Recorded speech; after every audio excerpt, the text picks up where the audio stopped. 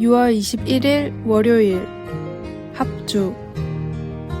아이들의 학교 혹은 교회의 악단 연주회를 본 적이 있습니까? 11살, 12살 된 어린아이들이 합주를 얼마나 잘하던지 큰 감명을 받을 때가 있습니다. 만약 각자가 독주를 하고 싶어 했다면 악단 전체가 함께 만들었던 그런 멋진 연주는 개개인으로서는 불가능했을 것입니다.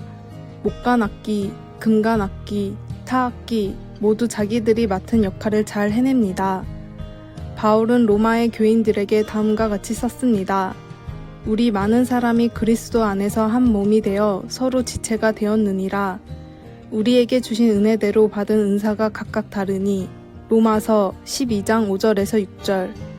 바울이 언급한 은사 중에는 예언과 섬김, 가르침, 위로, 구제, 다스림, 긍휼 등이 있습니다. 각 은사는 모든 사람들의 유익을 위하여 자유롭게 사용되어야 합니다. 고린도전서 12장 7절. 영어로 인 컨설트는 디자인이나 계획이 일치하는 것, 연합된 행동, 조화나 일치 등의 뜻을 가지고 있습니다. 그것은 예수 그리스도를 믿음으로 하나님의 자녀가 된 우리를 위해 주님께서 계획해 놓으신 것입니다. 형제의 사랑으로 서로 다정하게 대하며 존경하기를 서로 먼저 하십시오. 목표는 경쟁이 아니라 협력입니다. 어떤 의미에서 우리는 우리를 보고 듣는 세상이라는 무대에 매일 서 있습니다. 하나님의 악단에는 독주자가 없으며 모든 악기가 하나하나 다 중요합니다. 우리 각자가 맡은 부분을 다른 사람들과 연합하여 연주할 때 최고의 음악이 나오게 됩니다. 말씀. 이와 같이 우리 많은 사람이 그리스도 안에서 한 몸이 되어 서로 지체가 되었느니라. 우리에게 주신 은혜대로 받은 은사가 각각 다르니. 로마서 12장 5절에서 6절. 찬송 220장. 사랑하는 주님 앞에. 기도. 주님은 우리 삶의 지휘자이십니다. 오늘 주님의 자녀들과 함께 주님의 사랑과 은혜의 노래를 연주하기를 원합니다. 아멘.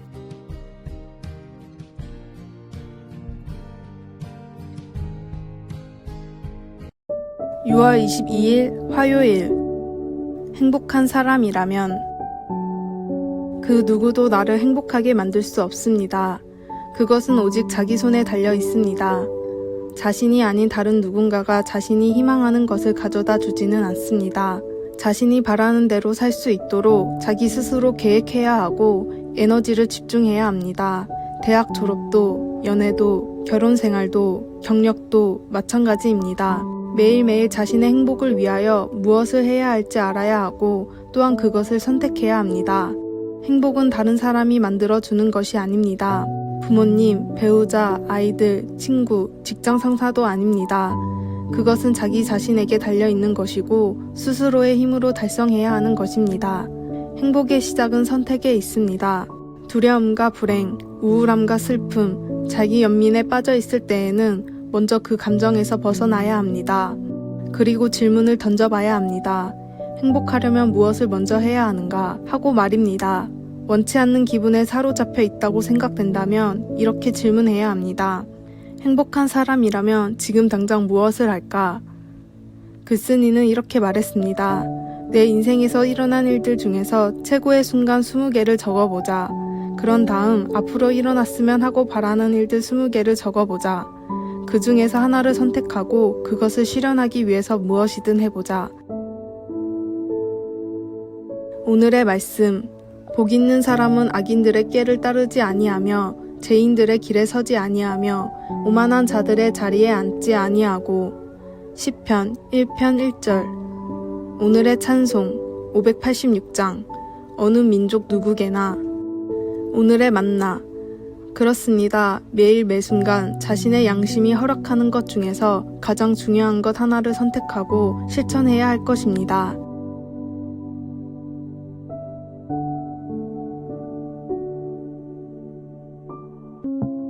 (6월 23일) 수요일. 끝나지 않은 일들. 위대한 예술가 미켈란젤로는 죽을 때에 많은 미완성 작품들을 남겼습니다. 하지만 그의 조각상들 중 4가지는 완성할 계획이 전혀 없었던 작품들입니다. 그 작품들은 수염을 기른 노예, 아틀라스 노예, 깨어있는 노예, 그리고 어린 노예인데 그것들은 완성되지 않은 것처럼 보이지만 미켈란젤로가 의도했던 그대로를 보여주는 작품들입니다.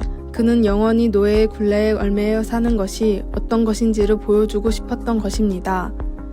미켈란젤로는 사슬의 메인 조각상을 만들지 않고 그 조각상을 쪼아 만든 원래의 돌 안에 갇혀있게 만들었습니다. 몸이 돌에서 나오고는 있지만 완전히 빠져나오지 못하고 있습니다.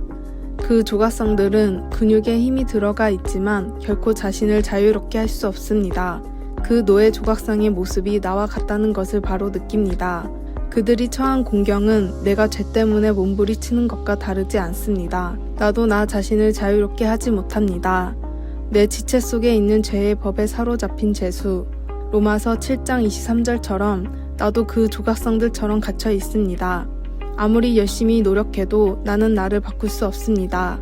하지만 하나님께 감사하게도 당신과 나는 미완성 작품으로 남아있지 않을 것입니다. 우리는 천국에 갈 때까지는 온전해지지 않겠지만 우리가 그때까지 변화시키는 성령님의 역사를 받아들일 때 그분이 우리를 변화시켜 주십니다.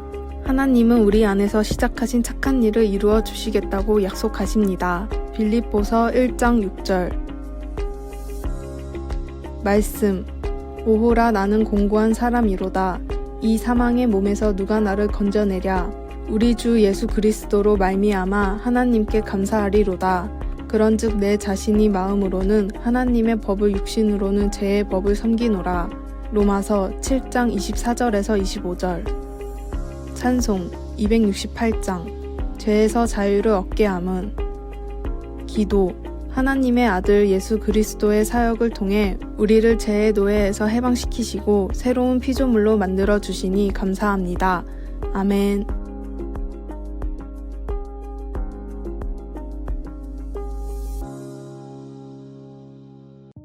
6월 24일 목요일. 진짜 중요한 인맥.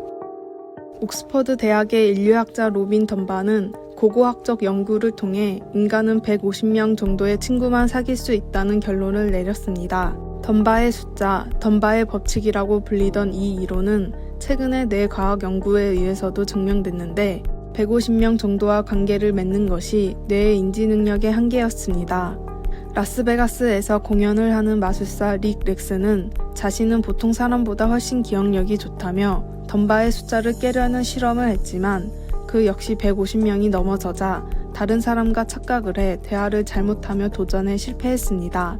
우리 사회 역시 많은 사람들이 넓은 인맥을 중요하게 여기지만 하버드 대학의 연구에 따르면 150명의 친구보다도 15명의 진짜 친한 친구가 삶에는 훨씬 도움이 된다고 합니다. 하버드 대학의 연구를 간략히 정리하면 다음과 같습니다.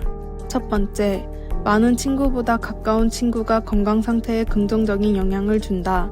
두 번째, 친밀도를 높이기 위해선 자주 얼굴을 보고 교류를 해야 한다. 세 번째, 시간은 유한하기 때문에 친밀한 관계를 많이 맺기는 힘들다.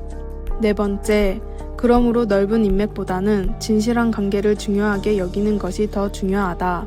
사업을 성공하려면 절친한 동업자가 있어야 하고 신앙을 성공하려면 진실한 동역자가 있어야 합니다.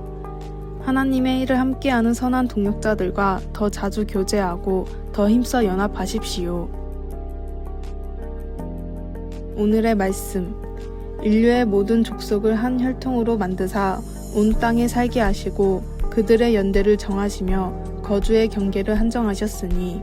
사도행전 17장 26절. 오늘의 찬송 219장. 주 하나님의 사랑은. 오늘의 만나. 주님, 하나님의 일을 위해 더 연합하고 더욱 교제하게 하소서. 다니는 교회와 구역, 소속 부서의 활동을 중요하게 여깁시다.